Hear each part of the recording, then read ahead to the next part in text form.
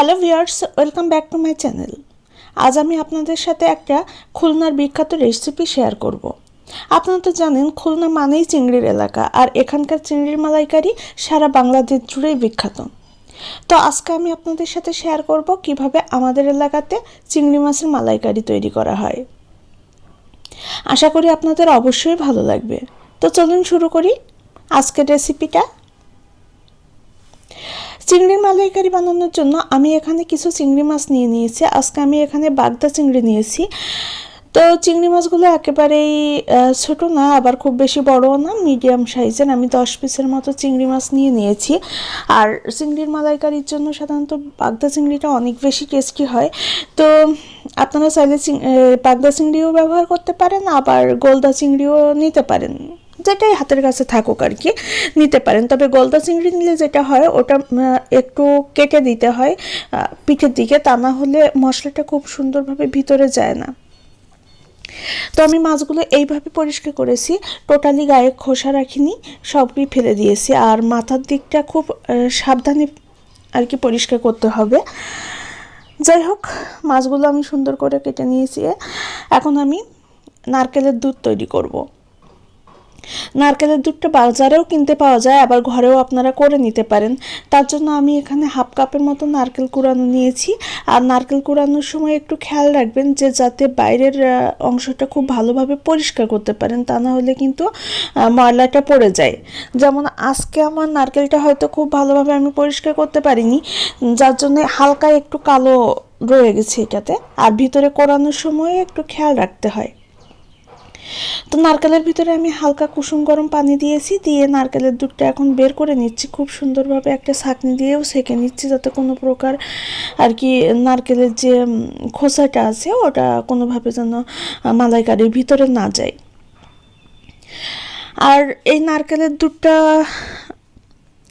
আমি 2বার করব একই আর কি।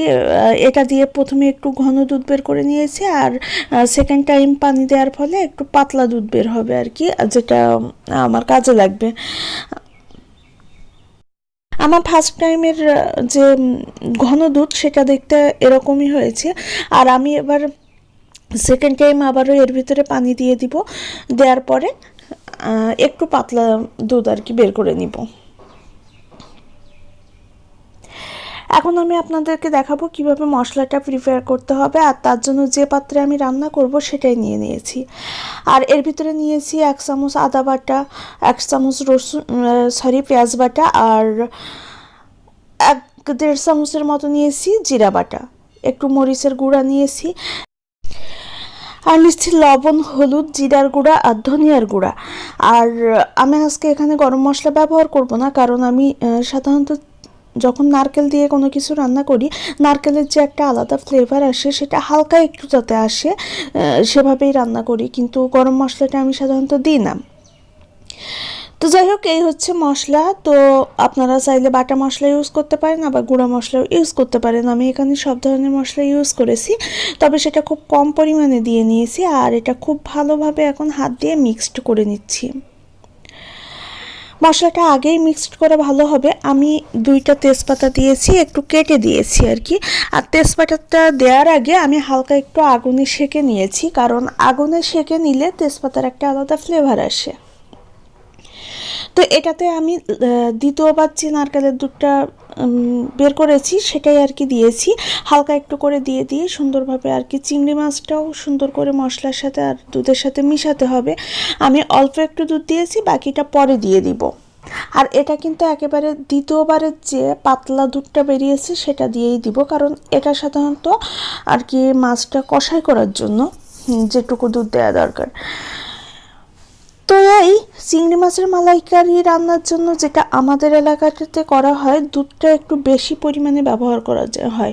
আপনারা সাধারণত বলতে পারেন যে এইটুকু চিংড়িতে এত বেশি আসলে নারকেলের দুধ দেওয়ার কী প্রয়োজন, বা এত বেশি ঝোল দিতে হবে কেন।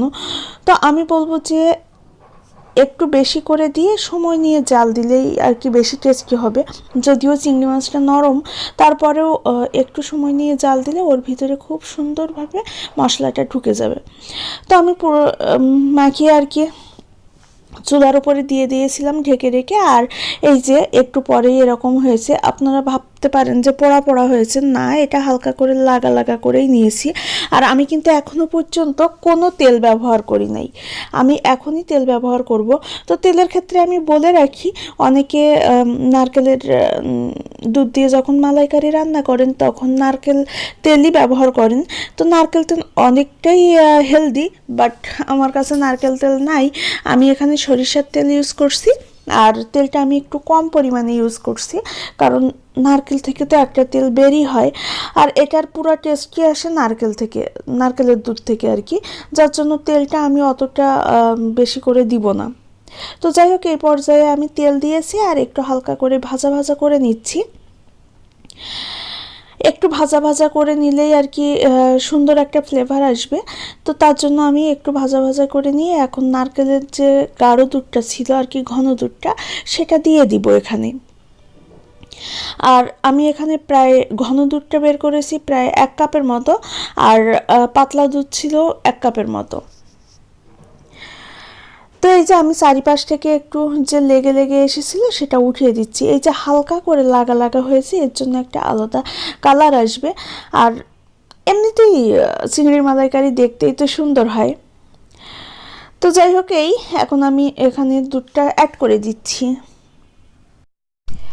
আর এ পর্যায়ে আমি আরেকটু বলে রাখি, এখানে আমি নারকেলের দুধটা অ্যাড করছি, কিন্তু হিটটা আর কি একেবারে মিডিয়াম লো করে নিয়ে আমি মাছগুলো ভেজেছিলাম। আর যখন আমার নারকেলের দুধটা দেয়া হয়ে যাচ্ছে তখন আমি হিটটা একটু বাড়িয়ে দিব, মিডিয়াম আঁচে রাখবো, রেখে আর কি প্রায় 5-7 মিনিট আর একটু জাল দিয়ে নিব।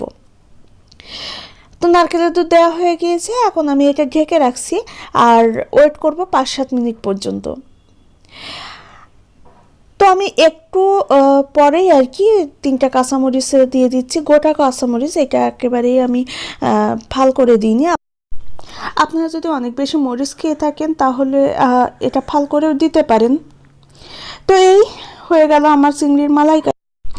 আশা করি আমার আজকের রেসিপি আপনাদের ভালো লাগবে। আর যদি ভালো লেগে থাকে তাহলে অবশ্যই আমার চ্যানেলকে সাবস্ক্রাইব করে আমার পাশে থাকবেন। আর অবশ্যই বেল বাটনটা অন করে রাখবেন, তাহলে পরবর্তী যে কোনো নোটিফিকেশান খুব সহজে আপনার মোবাইলে পৌঁছে যাবে। আজ তাহলে এ পর্যন্তই, কাল আবার দেখা হবে নতুন কোনো রেসিপি নিয়ে। সেই পর্যন্ত অবশ্যই ভালো থাকবেন।